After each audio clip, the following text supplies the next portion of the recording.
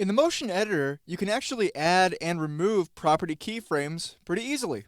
In this movie, we'll look at just how to do that. Let's say for our sun animation, we wanted the sun to move up diagonally and then move down diagonally. So the sun rises and then sets. Let's take a look at how to do that. I'll select my animation in the timeline, and then go to the motion editor panel. I'll expand the panel, and then I'm going to press my keyboard shortcut Command or Control 2 to zoom out.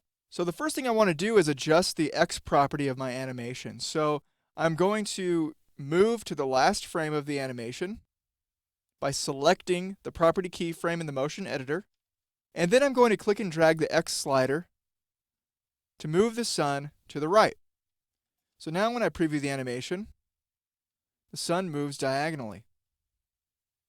Then I'll make the sun hold for a little bit and then go back down to the right.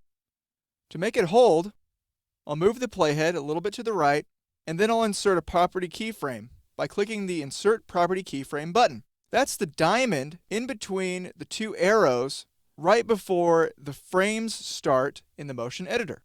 So it could be an empty diamond. So when you click the button, Flash will actually create the property keyframe. So I'm going to click that button.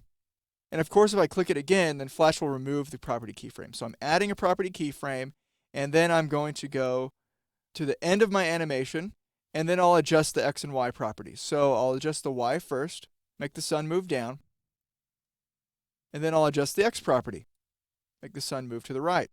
So you can see that motion path that's controlling the animation. Let's preview this animation in the Flash player. So the sun moves up, holds for a second, and then goes back down. Now let's say, just for fun, that you wanted to make the sun move in an arc shape. Think about how you would do that. You could keyframe the animation in the motion editor, or manually do it on the main timeline, but the easiest way would be to modify the motion path. And go to the selection tool, lock every other layer, and then I'm going to zoom in on my motion path.